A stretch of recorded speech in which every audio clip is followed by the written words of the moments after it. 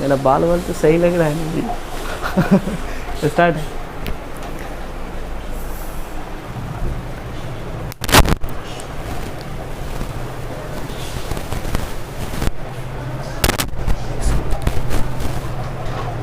चलो तो आज एक नया चैप्टर स्टार्ट करेंगे। चैप्टर का नाम क्या है? टिश्यू। इससे पहले हम लोग सेल के बारे में पढ़ चुके हैं, ठीक है। इधर क्या, तो सेल के बारे में क्या क्या पढ़े हम लोग? सबसे पहले सेल का डिस्कवरी पढ़े थे, है ना। उसके बाद सेल का कैरेक्टरिस्टिक्स ऑफ सेल, ठीक है। उसके बाद क्या पढ़े थे? सेल थ्योरी पढ़े थे। उसके बाद सेल का स्ट्रक्चर, कि सेल असल में दिखता कैसा है ना। उसके बाद एक एक करके बाहर से अंदर की तरफ मूव करे थे। सबसे पहले क्या पढ़े थे? आउटर बाउंड्री, जिसमें सेल वॉल और सेल मेम्ब्रेन था। तो सबसे पहले हम लोग सेल वॉल के बारे में पढ़े थे, फिर सेल मेम्ब्रेन के बारे में पढ़े थे, फिर सेल मेम्ब्रेन कैसा दिखता है उसको जूम करके देखे थे। कौन बताया था? Singer and Nicolson. कौन दिया था? किस मॉडल के थ्रू? फ्लूइड मोज़ेक मॉडल, ठीक है।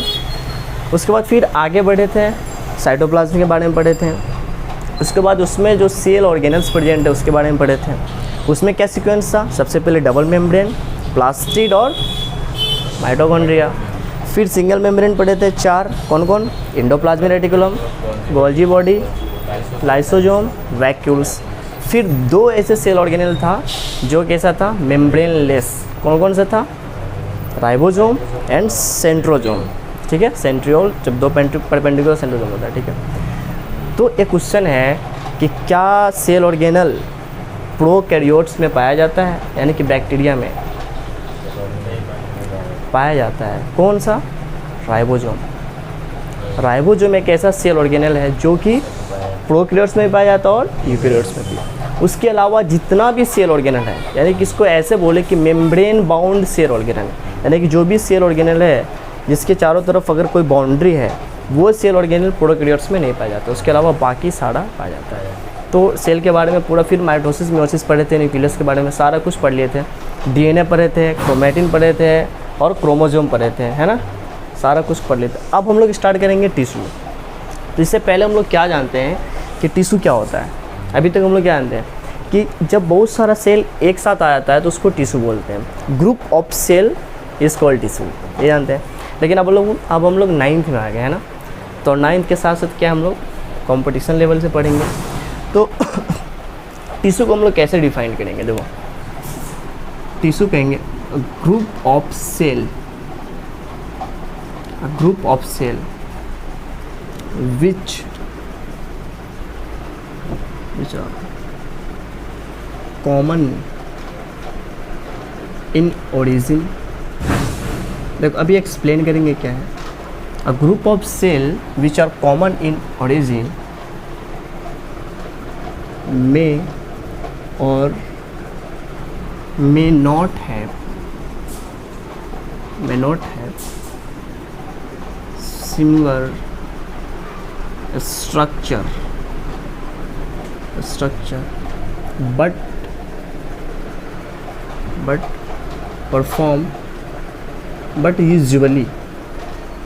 but usually perform common function, है ना। अच्छा देखो, कहने का मतलब क्या समझो। देखो, ग्रुप ऑफ सेल को तो टिश्यू बोलते हैं, लेकिन यहाँ पे डिफिनीशन कंप्लीट नहीं होता है, ठीक है।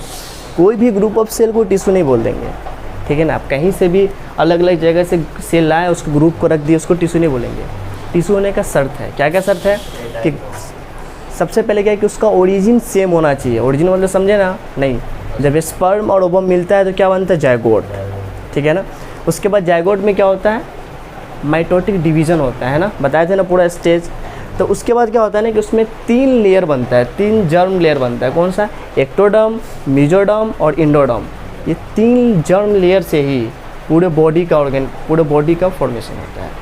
जैसे एक्टोडर्म से बाहर का ऑर्गन बनता है, इंडोडर्म से अंदर का, मेसोडर्म से बीच वाला, है ना। तो ये सब याद करना पड़ेगा कि कौन ऑर्गन किससे बनता है। लेकिन अभी अपन को क्या समझना है कि जो 3 लेयर है, germ layer, ectoderm, mesoderm, endoderm, यहाँ से क्या होता है कि सारे ऑर्गेन, सारे टिश्यू का ओरिजिनेशन होता है, ठीक है। तो क्या है कि जो भी सेल है उसका ओरिजिन क्या होना चाहिए, कॉमन होना चाहिए, यानी कि वो सारे सेल या तो एक्टोडर्म के होना चाहिए या मेसोडर्म के होना चाहिए या एंडोडर्म के होना चाहिए, ठीक है। अच्छा, ज़रूरी नहीं है कि उस सारे सेल का स्ट्रक्चर सेम होना चाहिए, ये ज़रूरी नहीं, हो भी सकता है और नहीं हो सकता है, ठीक है ना। हो सकता है वो सारे सेल सर्कुलर हो, या कोई ज़रूरी नहीं, कुछ सेल सर्कुलर भी हो सकता है, कुछ क्यूबॉइडल, है ना, ये ज़रूरी नहीं है। उसका स्ट्रक्चर सेम हो भी सकता है और नहीं हो सकता है, लेकिन वो एक कॉमन फंक्शन परफॉर्म करेगा, समझ आया ना। तो ग्रुप ऑफ सेल जिसका कॉमन ओरिजिन हो और उसका स्ट्रक्चर सेम हो भी सकता है और नहीं हो सकता, बट वो कॉमन फंक्शन परफॉर्म करेगा। अच्छा, कॉमन फंक्शन का मतलब समझे ना, नहीं, कॉमन फंक्शन का मतलब सेम फंक्शन नहीं हुआ। देखो जैसे कि स्कूल है, ठीक है, तो स्कूल में प्रिंसिपल का अलग वर्क है, टीचर का अलग वर्क है, प्यून का अलग वर्क है, गेट कीपर का अलग वर्क है ना, किचन स्टाफ का अलग वर्क है, स्टूडेंट्स का अलग काम है। तो ये सारे कुछ ना कुछ काम कर रहे हैं, लेकिन इन सारे चीज़ों का अगर एक कॉमन फंक्शन देखें तो एक कॉमन फंक्शन ये परफॉर्म कर रहा है कि वो एक स्कूल को रन कर रहा है ना। तो ज़रूरी नहीं कि काम एक स्पेसिफिक वर्क नहीं, कॉमन फंक्शन परफॉर्म करेगा, बस समझ गया। तो टिश्यू क्या है, ग्रुप ऑफ सेल जिसका कॉमन ओरिजिन हो, उसका उसका स्ट्रक्चर सिमिलर हो भी सकता है और नहीं हो सकता है, ठीक है ना। कई सारे बुक में लिख देता है, लेकिन हो भी सकता है, नहीं हो सकता, मे और may not have similar structure but usually perform common function. Clear है। अच्छा, तो टिश्यू का डिफिनीशन मेरे ख्याल से क्लियर होगा। अब टिश्यू के बारे में इतना कुछ पढ़ रहे हैं, तो टिश्यू को जिस ब्रांच में, साइंस के जिस ब्रांच में टिश्यू को स्टडी करते हैं उसको क्या बोलते हैं, हिस्टोलॉजी, और सेल को जिसमें स्टडी करते हैं उसको साइटोलॉजी। अच्छा, एक चीज़ सेल चैप्टर में नहीं बताए थे कि रॉबर्ट हुक ने जो भी डिस्कवरी किया था, तो ये सारा स्टोरी कैसे पता चला, तो उसको एक अपने बुक में लिखा था जिसका नाम था माइक्रोग्राफिया। अगर कहीं पे दिखे तो टिक कर देना कि हाँ, रॉबर्ट हुक ने माइक्रोग्राफिया बुक में सारा अपना लिखा था, ठीक है ना। तो अभी हम लोग क्या लिखेंगे, the branch of science, the branch of science that deals with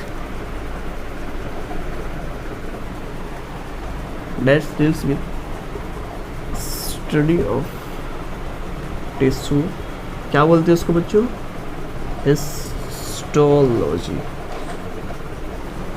ठीक है। अच्छा, ये समझ में आ रहा है। अब देखिए, जो टिश्यू वर्ड है इसको सबसे पहले किसी न किसी साइंटिस्ट ने यूज़ किया था, मतलब दिया था। तो कौन साइंटिस्ट था जो टिश्यू वर्ड को दिया था, उसका नाम था एन ग्रीव, ठीक है। एन ग्रीव ने प्लांट टिश्यू में, मतलब प्लांट्स में सबसे पहले टिश्यू वर्ड का टर्म टिश्यू है ना, इसका यूज़ किया था। कौन, एन ग्रीव ने। अगर एनिमल्स में पूछे तो बिसेट में। अगर सीधा अगर तुम्हारे सामने क्वेश्चन आ जाए ये किसने किया था, तो तुम एन ग्रीव टिक करना, ठीक है। लेकिन अगर स्पेसिफिक पूछे कि प्लांट्स में कौन टर्म दिया था और एनिमल्स में कौन दिया था, तो एनिमल्स में बिसेट दिया था और एन ग्रीव दिया था, ठीक है। तो टर्म टिश्यू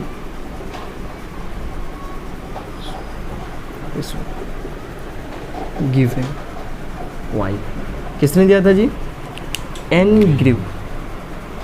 एन ग्रीव किसमें, इन प्लांट्स, ठीक है ना, इन प्लांट्स। अच्छा, टर्म टिश्यू इन एनिमल्स में किसने दिया था, जानवर में बिसेट, BICHAT बिसेट, ठीक है, CH।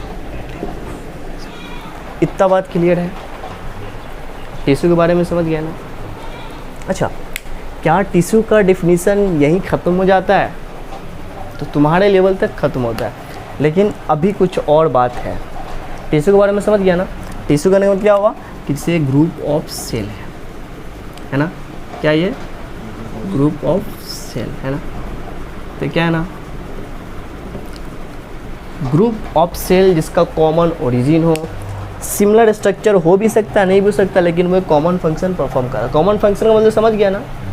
अच्छा, इसके अलावा टिश्यू के बीच में, जैसे ग्रुप ऑफ सेल है ना, तो सेल के बीच में कुछ ना कुछ स्पेस भी होना चाहिए, समझ रहे हो? तो जैसे अगर ये एक सेल है, जैसे ये एक सेल है ना, और ऐसे बहुत सारे सेल हैं, तो एक टिश्यू फॉर्म कर रहा है, ठीक है। बाकी ये सारा चीज़ यहाँ पे लिखा हुआ है ना, इसका जो कंडीशन है, उसके साथ साथ क्या है कि इसके बीच में कुछ स्पेस होना चाहिए। उस स्पेस को हम लोग क्या बोलते हैं?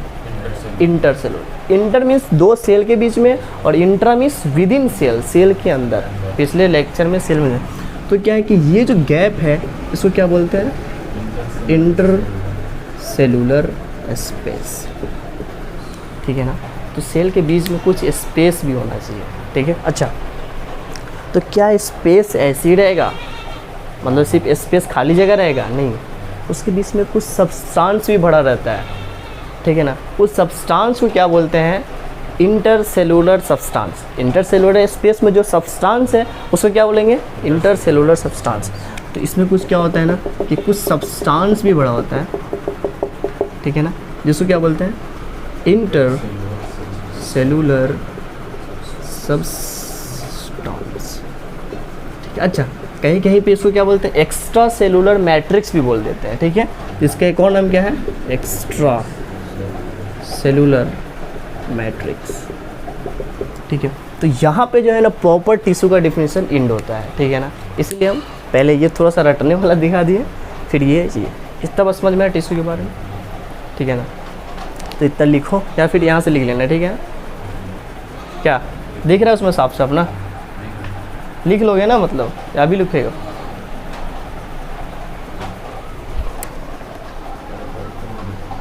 रोकना नहीं चाहिए ना, ठीक है। तो इतना हो गया, तो हम लोग लिख लेना, ठीक है। अब देखो अब हम लोग टिश्यू को फर्दर आगे बढ़ाते हैं, ठीक है। इतना में तो कोई डाउट नहीं होगा मेरे ख्याल से, ठीक है ना। चलो, ये एक प्रॉपर डिफिनीशन है, ठीक है। अब इसको इरेज करते हैं।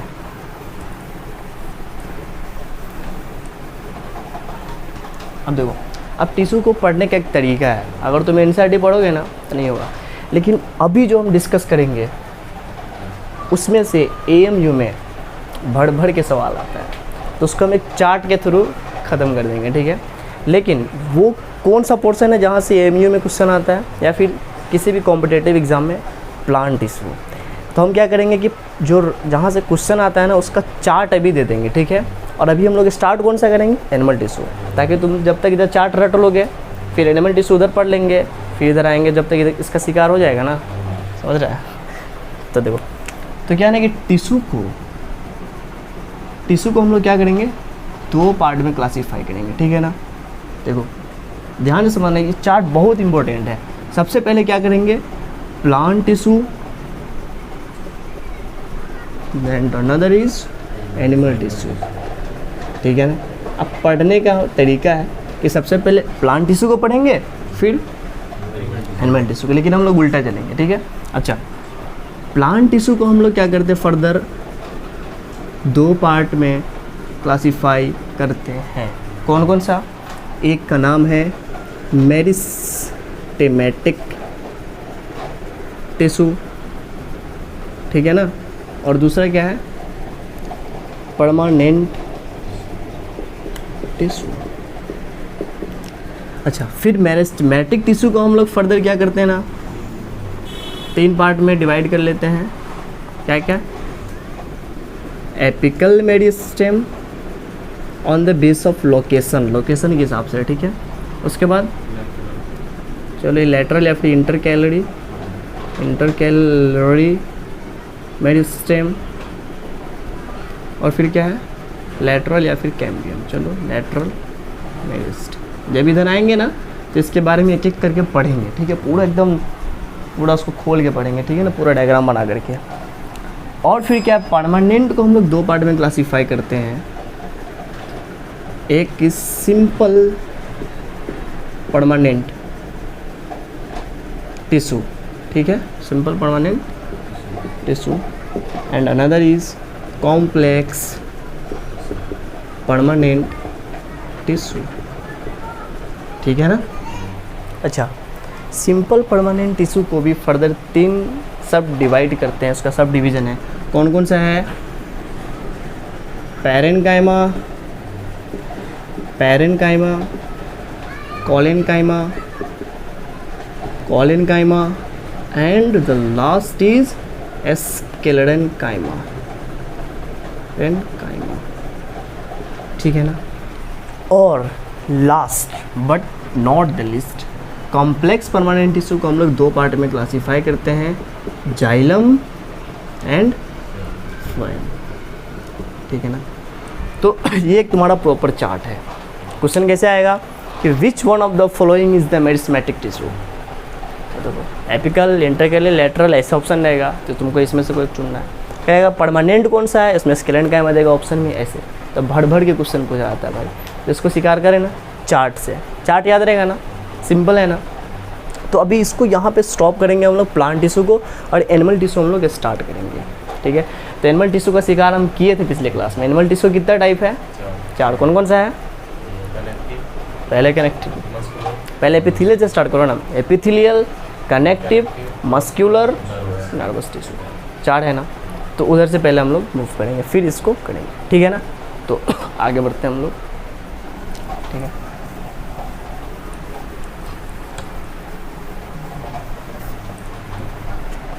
चलो सब कुछ सही चल रहा है सर, रिकॉर्ड भी हो रहा है। तो हम लोग कौन सा टिश्यू ये स्टार्ट करेंगे, एनिमल टिश्यू। देखो एनिमल टिश्यू कितना क्लासिफिकेशन है, चार। कौन कौन सा है फिर से लिखेंगे क्योंकि नोट्स एक प्रॉपर रहना चाहिए ना। कौन कौन सा है, epithelial tissue, connective tissue,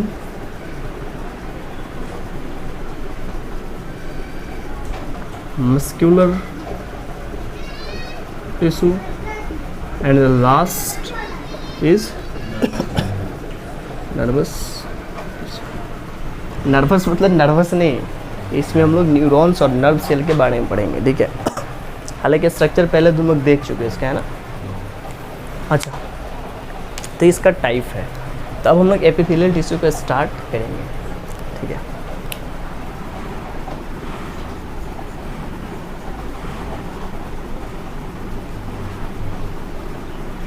epithelial tissue,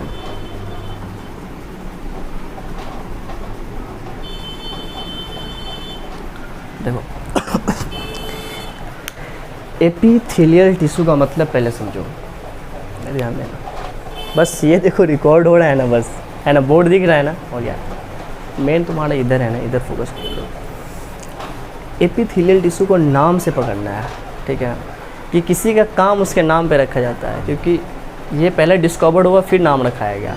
तुम पहले आए फिर तुम्हारा नाम, तुम्हारा डिस्कवरी भी चलेगा। तो ह्यूमन में उल्टा है इधर, है ना, जिसका काम देख करके नाम रखा गया, ठीक है। तो एपिथेलियल टिश्यू, तो इसको देखो ब्रेक डाउन करो। एपी क्या है, एपी और क्या है, थीलियल, है ना। तो एपी और थीलिया दो वर्ड है ना। तो एपी मतलब क्या होता है, अपॉन, ऊपर ऊपर ऊपर, जैसे पढ़ोगे एपिडर्म्स मतलब ऊपर का लेयर, इंडोडर्म्स अंदर का, मीजोडर्म, समझ रहे हो। कहीं पे प्लांट में एपी और जगह एक तो भी यूज़ करता है, ठीक है ना। मतलब एपी मतलब क्या होता है, ऊपर, अपॉन, क्या होता है, अपॉन। और थीलिया मतलब क्या होता है, ग्रोथ। तो क्या होता है ना कि एपिथेलियल टिश्यू कहीं पे ग्रोथ करता है, ग्रोथ तो करता है लेकिन किसी चीज़ के ऊपर ग्रोथ करता है, समझ रहे ना। जैसे एपिथेलियल टिश्यू क्या है, ग्रुप ऑफ सेल होगा, तो ग्रुप ऑफ सेल तो होगा, ठीक है ना। बाकी सारा चीज़ सेम, ग्रुप ऑफ सेल होगा, कॉमन ओरिजिन, सब कुछ, उसके बीच में स्पेस होगा, है ना, कुछ सब्सटेंस बड़ा होगा, ठीक है। लेकिन जो सेल है ना, जैसे अगर बात करें, जैसे एक सेल है, ठीक है, ग्रुप ऑफ सेल है ना, ऐसे ऐसे, है ना। तो ये जो है ग्रुप ऑफ सेल तो होगा, लेकिन ये किसी न किसी चीज़ पे ग्रो करेगा, इसको बोलते हैं बेसमेंट मेम्ब्रेन। तो एपिथेलियल टिश्यू का पहचान है कि हमेशा वो किसी न किसी चीज़ पे ग्रो करता है, उसको क्या बोलते हैं, बेसमेंट मेम्ब्रेन। तो इस चीज़ को हम आगे लिखेंगे, लेकिन इसके वर्ड से समझ में आ रहा है ना कि एपिथेलिया मतलब किसी चीज़ के ऊपर ग्रो करता है, ठीक है। वह चीज़ कौन सा है, तो बेसमेंट मेम्ब्रेन। अच्छा, सबसे इंटरेस्टिंग बात ये है कि जो बेसमेंट मेम्ब्रेन है ये नॉन सेलुलर है, मतलब कि ये सेल का नहीं है, समझ रहे हो ना। तो ये क्या चीज़ का बना हुआ है, तो ये सेल का नहीं बना हुआ है, म्यूकोपॉलीसेकेराइड का बना हुआ है, कोलेजन फाइबर का बना हुआ है, लेकिन ये नॉन सेलुलर है, सेल का नहीं बना हुआ है, समझ रहे हो ना। तो अब इसके बारे में लिखेंगे, लेकिन ये समझ में आना है मतलब किसी चीज़ के ऊपर ग्रो करेगा, ठीक है। अच्छा, तो एपिथेलियल टिश्यू के बारे में अगर स्टेप बाय स्टेप लिखना स्टार्ट करें और समझना, तो सबसे पहले क्या समझेंगे कि जो एपिथेलियल टिश्यू होता है ना, उसका एक सेल दूसरे सेल से एकदम क्लोज पैक्ड होता है। जैसे एक सेल दूसरे सेल के बीच में स्पेस होगा ना, लेकिन उसके बीच एकदम रेयर, बहुत ही कम स्पेस होता है। जो इंटरसेलुलर स्पेस होता है ना एपिथेलियल टिश्यू के बीच में, वो बहुत कम होता है, तो less intercellular space are for. तो ऐसे देखो, जैसे कि अगर ये देखो यहीं पे करते हैं ना हम लोग, जैसे देखो, जैसे कि ये एक सेल है ना, ठीक है, फिर तो कितना कम स्पेस है देख लो, है ना। और अब दिखाने के लिए स्पेस तो बनाना पड़ेगा ना, लेकिन बहुत ही कम होता है ना, समझ रहे हैं ना। तो ग्रुप ऑफ सेल है और इसके बीच में क्या होता है कि स्पेस बहुत कम होता है। अच्छा, ये एक बेसमेंट मेम्ब्रेन पे होता है, ठीक है ना, समझ गया ना। तो ये किस पे बैठा हुआ है, seat on the basement membrane, ठीक है।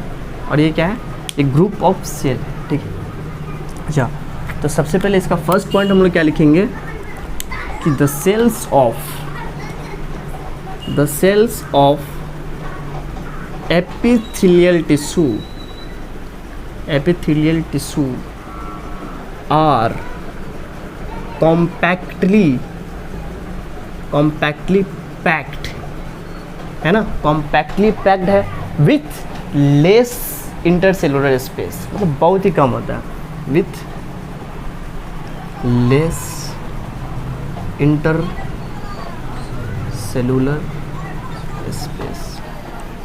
अच्छा, जब स्पेस कम है तो स्पेस में कुछ ना कुछ सब्सटेंस रहता है, जिसको हम लोग क्या बोलते हैं, या फिर उसको हम लोग क्या बोलते हैं, एक्स्ट्रा सेलुलर मैट्रिक्स, दोनों नाम है ना।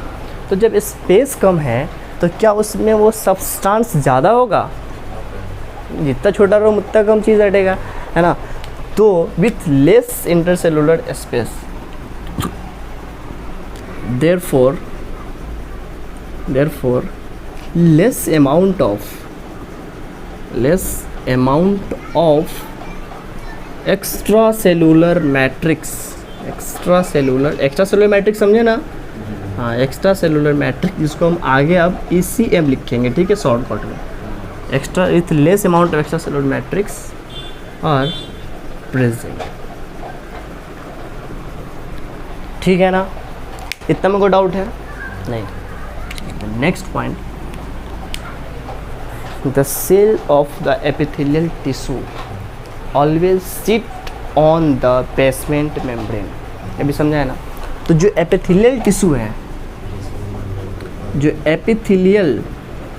है ये क्या करता है, always sit on the basement membrane,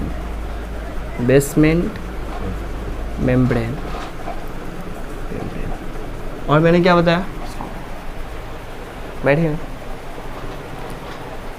और ये जो बेसमेंट मेम्ब्रेन है ये क्या है, नॉन सेलुलर है, मतलब कि ये सेल का नहीं बना हुआ है ना। तो जो बेसमेंट मेम्ब्रेन ये क्या है, इसको लिख दो, नॉन सेलुलर है, ठीक है। तो ये फिर क्या चीज़ का बना हुआ है, non cellular, which is made up of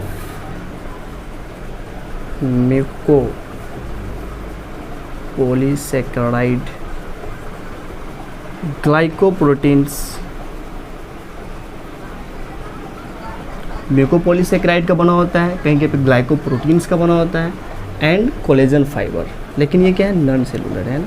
अच्छा, फाइबर वाइबर आगे आएगा जब कनेक्टिव टिश्यू पढ़ेंगे ना तब, ठीक है। इतना में कोई दिक्कत है तो बताओ। बैठिए, ठीक है ना इतना। तो एपिथेलियल टिश्यू के बारे में ये कुछ मोटा मोटा चीज़ एक समझो, एक आइडिया लो। अच्छा, एक चीज़ समझो कि जो एपिथेलियल टिश्यू है वो उसके बीच में, जैसे एक सेल है, ठीक है ना, दूसरा सेल, उसके बीच में स्पेस बहुत कम है, स्पेस कम है ना। तो क्या एक तो स्पेस कम है तो उसकी वजह से क्या है, उसके अंदर एक्स्ट्रा सेलुलर मैट्रिक्स भी कम है, ठीक है ना। उसके पास स्पेस इतना कम है ना कि ब्लड वेसल्स भी नहीं पेनिट्रेट कर सकता है, मतलब इतना नज़दीक है ना कि ब्लड वेसल जो है ना वो भी नहीं पहुंच सकता है, ठीक है ना। तो इसके इस बीच में स्पेस कम होने की वजह से क्या बोलते हैं हम लोग, ए वेस्कुलर, मतलब इसमें ब्लड वेसल्स नहीं जा सकता है ना, क्योंकि बहुत ही कम स्पेस है, ठीक है ना। तो क्या लिखेंगे हम लोग, इट इज़ एवेस्कुलर। एवेस्कुलर क्यों है, because of less inter cellular space, है ना। तो इसके बीच में बहुत कम स्पेस है ना, जिसकी वजह से क्या होता है, ब्लड वेसल्स नहीं पहुंच पाता है। तो फिर क्वेश्चन ये उठता है कि क्या ये सेल डेड है, डेड तो है नहीं, तो फिर जिंदा कैसे है। अगर ब्लड वेसल्स नहीं पहुंच पा रहा है तो इसका मतलब ऑक्सीजन नहीं ना जा पाएगा वहाँ पे। इससे पहले बताया था ना कैसे हीमोग्लोबिन के साथ बाइंड करके जाता है, पूरा टिश्यू तक डिलीवर होता है। तो अगर इसके पास एवेस्कुलर है तो फिर इसके पास ऑक्सीजन या फिर खाना पीने कैसे जाता है, सारा कुछ ब्लड ही कैरी करता है।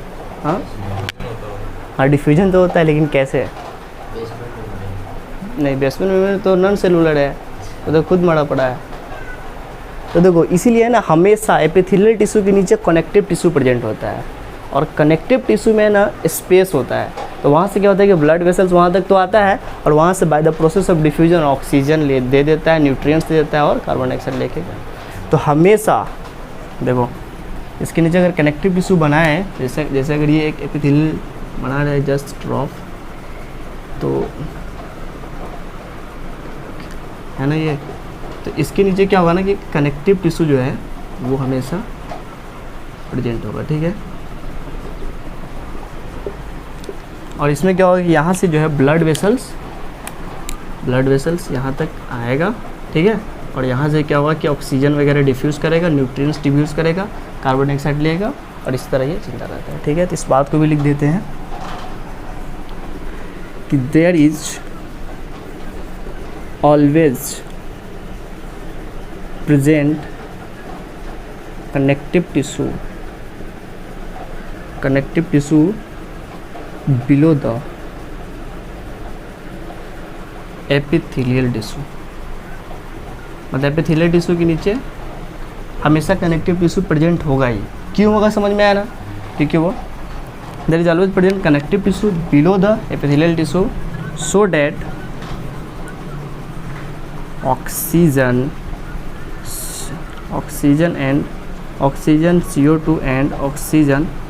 CO2 and nutrients can diffuse in and। तो समझ आया ना। तो एपिथेलियल टिश्यू के बारे में इतना इन्फॉर्मेशन मोर देन इनफ है तुम लोग के लिए, ठीक है। इसमें कोई डाउट है तो पूछो, कोई डाउट नहीं है, आगे बढ़े। थोड़ा सा करके ख़त्म करते हैं क्लास को। देखो मिटा दें, नहीं डिफ्यूजन होता है ना, डिफ्यूजन कहीं भी हो सकता है ना, मतलब ऑस्मोसिस होने के लिए वगैरह ना वो सब चाहिए, ठीक है ना। गैस का तो डिफ्यूजन हटा दें।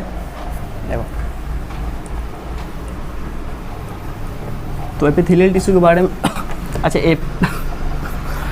सॉरी, अब थोड़ा सा क्लासिफिकेशन देख लो। देखो जो एपिथेलियल टिश्यू है ना, इसको फर्दर हम लोग कैसे पढ़ेंगे, अब देखो इसके बारे में डिटेल नेक्स्ट क्लास में करेंगे। एपिथेलियल टिश्यू को दो पार्ट में क्लासीफाई करेंगे। एक पढ़ेंगे हम लोग सिंपल एपिथेलियम, ठीक है, सिंपल एपिथेलियल बोलो या फिर एपिथेलियम बोलो, बात देखिए। तो सिंपल एपिथेलियल टिश्यू या फिर कंपाउंड एपिथेलियल। ठीक है, अब देखो जो सिंपल एपिथेलियल टिश्यू होता है ना, इसको सिंपल क्यों बोलते हैं? एपिथेलियल टिश्यू समझ में आया ना? एपिथेलियल टिश्यू क्या है? उसका सबसे पहचान क्या कि वो हमेशा एक मेम्ब्रेन पे बैठा रहेगा, जिसको बोलते हैं बेसमेंट मेम्ब्रेन। ठीक है ना? और उसमें क्या होता है कि उसके एक सेल के बीच में क्या होता है, गैप बहुत कम होता है, जिसकी वजह से एवेस्कुलर होता है, उसमें इंटरसेलुलर सब्सटेंस कम होता है ना, तो डिफ्यूजन वगैरह जो है कनेक्टिव टिश्यू हमेशा नीचे प्रेजेंट होगा, जिससे डिफ्यूजन होकर सारा चीज़ जाएगा। भारी नहीं लग रहा है? एक हर चीज़ लिख दे रहे हैं ना, मज़ा आ रहा है कि नहीं?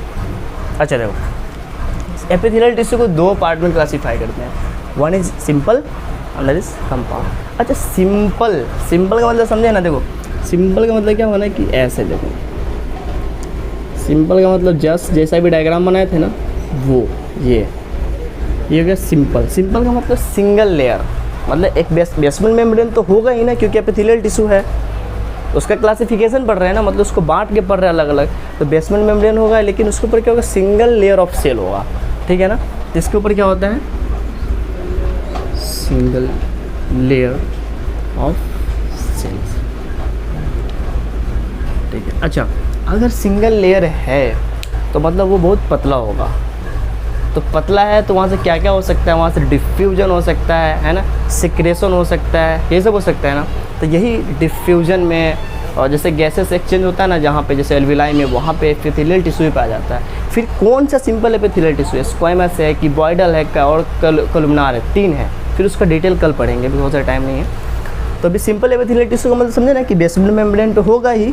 ठीक है, उसके अलावा जो सिंपल है, सिंपल क्यों बोले, क्योंकि सिंगल लेयर होता है। ठीक है, और इसका फंक्शन कल हम लोग लिखेंगे। ठीक है, और कंपाउंड का मतलब क्या हुआ कि मल्टी लेयर होगा। जैसे एक लेयर ये हो गया ना, देखो सॉरी इसके बीच में गैप होगा ऐसे, आप समझो डायरेक्ट ऐसे, देखो मल्टी लेयर, ये हो गया तुम्हारा, क्या हो गया, कंपाउंड एपिथेलियम। तो ये क्या होता है बच्चों, मल्टी लेयर। मल्टी लेयर मतलब समझे ना, दो या दो से ज़्यादा मल्टी लेयर, है ना। और ये क्या होता है, अच्छा अगर मल्टी लेयर्ड है तो ये क्या चीज़ में हेल्प करेगा, प्रोटेक्शन में, है ना, जिसका क्या है प्रोटेक्शन। तो फिर इसके आगे हम लोग करेंगे क्लासिफिकेशन, लेकिन अभी कल तक तुम लोग जो याद करके आओगे, फिर सिंपल एपिथेलियम को तीन पार्ट में क्लासीफाई करते हैं। कौन कौन सा, सिंपल, स्क्वेमस एपिथेलियम, दूसरा क्या है, सिंपल कंपाउंड एपिथेलियम, और थर्ड इज सिंपल कोलुमिनार एपिथेलियम। ठीक है, ये क्यूब शेप का होता है, अरे सिंपल क्यूबॉइडल ना, सिंपल क्यूबॉइडल। और ये कोलुमिनार, ये ऐसा होता है, देखो ऐसा ऐसा ऐसा होता है, ये ऐसा ऐसा होता है। ठीक है ना, और बेसमेंट मेम्ब्रेन तो होगा ही, है ना, इसको न्यूक्लियस होता है, इसके बारे में कल जीते हैं। अच्छा ये क्यूब लाइक होता है, ऐसा ऐसा, है ना, इसका भी न्यूक्लियस होता है। ये बेसमेंट मेम्ब्रेन हो गया। अच्छा ये कैसा होता है, ये ऐसा होता है, देखो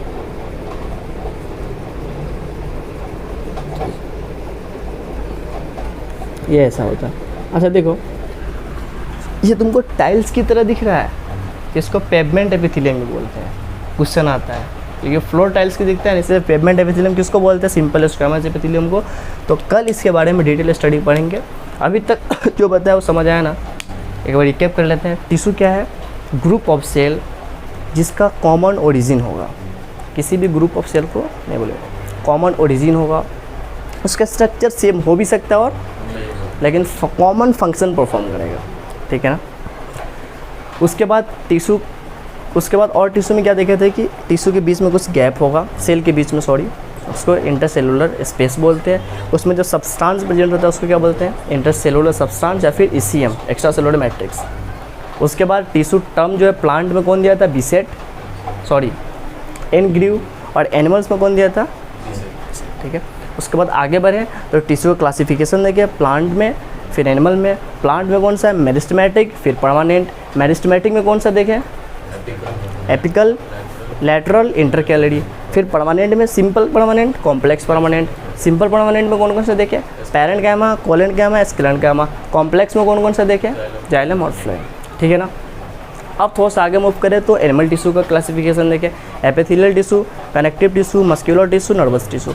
फिर एपिथेलियल को उठाए। एपिथेलियल में क्या पढ़े हम लोग कि नहीं, एपिथेलियल में क्या पढ़े कि वो एक चीज़ के ऊपर ग्रो करता है हमेशा, जिसको बेसल मेम्ब्रेन बोलते हैं, वो कि नॉन सेलुलर होता है। जो क्या चीज़ का बना होता है, फिर अगर सेलुलर नहीं है तो क्या चीज़ का बना होता है, म्यूकोपॉलीसेकेराइड, ग्लाइकोप्रोटीन और कोलेजन फाइबर, 3 चीज़ का बना होता है, ठीक है। उसके बाद हम लोग क्या देखेंगे कि उसके बीच में कम स्पेस होता है सेल के बीच में, तो इंटरसेलुलर स्पेस कम होता है, इसलिए इंटरसेलुलर सब्सटेंस भी कम होता है ना। और जिसकी वजह से, कम स्पेस होने की वजह से वो एवेस्कुलर होता है, क्योंकि इतना कम स्पेस होता है ना कि ब्लड वेसल्स वहाँ तक नहीं पहुँच पाता है ना। तो फिर खाना पीना और ऑक्सीजन कैसे पहुँचता है, तो हमेशा एपिथेलियल टिश्यू के नीचे कनेक्टिव टिश्यू प्रेजेंट होता है, जिससे डिफ्यूजन होकर के वहाँ तक पहुँचता है, ठीक है। इतना बात किए। फिर एपिथेलियल टिश्यू क्लासिफिकेशन देखें, सिंपल, कंपाउंड। सिंपल में क्या होता है, सिंगल लेयर, जो जिसका काम है डिफ्यूजन, है ना, और सिक्रेशन, एब्जॉर्प्शन, ये सब काम है। और कॉम्प्लेक्स कंपाउंड का क्या है, मल्टी लेयर, जो क्या करता है, प्रोटेक्शन का काम करता है, ठीक है ना। तो इतना में हम लोग आज का लेक्चर समाप्त करते हैं और फिर कल हम लोग, ठीक है, थैंक यू।